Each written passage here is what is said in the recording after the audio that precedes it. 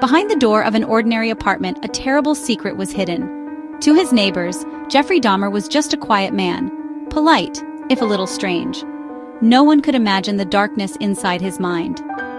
Jeffrey Dahmer was born in Milwaukee, Wisconsin in 1960. His early childhood seemed normal, but his home life was tense and unstable. His parents fought constantly, his mother struggled with mental health, and his father was often absent. Young Jeffrey felt ignored and alone, lost in his parents' unhappiness. As a child, he became fascinated with animal bones, collecting and dissecting dead animals in secret.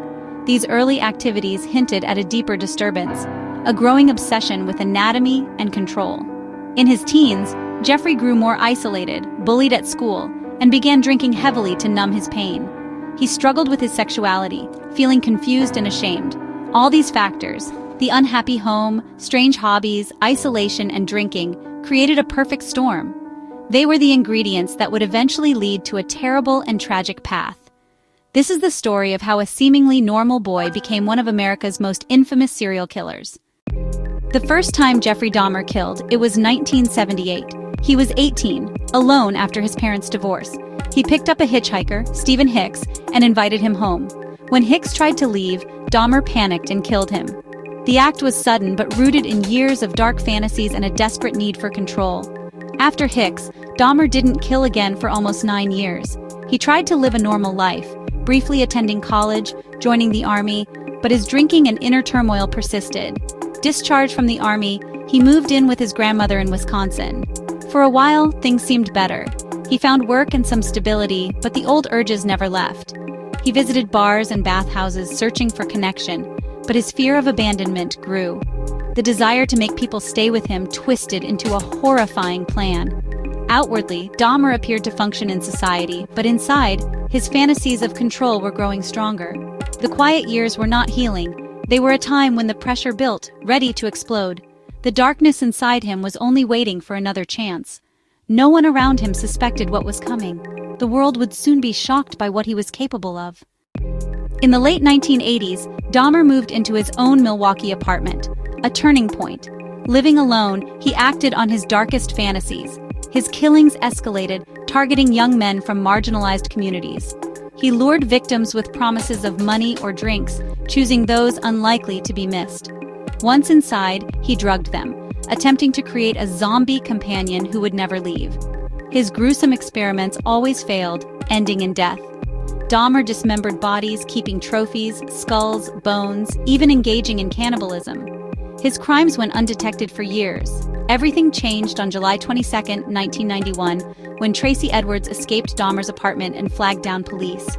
Inside, officers found Polaroids of dismembered bodies, a human head in the fridge, and other remains.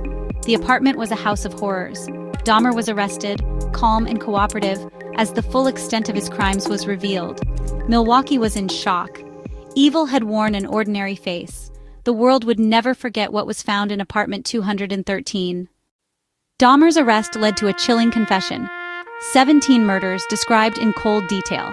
The 1992 trial gripped the nation. The question, was he insane or simply evil? His lawyers argued mental illness. Prosecutors pointed to his careful cover-ups as proof of sanity. The courtroom overflowed with emotion, especially from victims' families. Rita Isbell, sister of Errol Lindsay, screamed her pain and rage at Dahmer, showing the devastation he caused. The jury found Dahmer legally sane.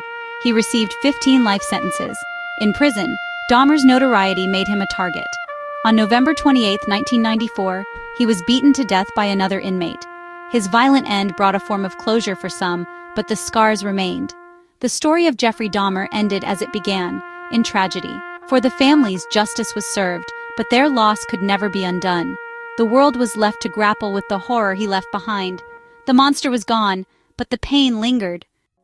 Experts have long debated what made Dahmer a killer: nature, nurture, or both. His childhood neglect, isolation, and early fascination with death were warning signs. Psychologists point to severe personality disorders and a pathological need for control. Dahmer's crimes were driven by a twisted desire for companionship he wanted to possess, not just kill. Society missed the signs: alcoholism, social withdrawal, disturbing interests. Police failures also played a role. One escaped victim was tragically returned to Dahmer. The true tragedy is the loss of innocent lives. Each victim had hopes and dreams and families. Their names must be remembered, not just the killers. The Dahmer case is a call for compassion, vigilance, and better mental health awareness. We must protect the vulnerable and take warning signs seriously. Evil can hide in plain sight. The lesson: never forget the victims and never ignore the darkness that can grow unnoticed. From this abyss, we must learn to see and to care.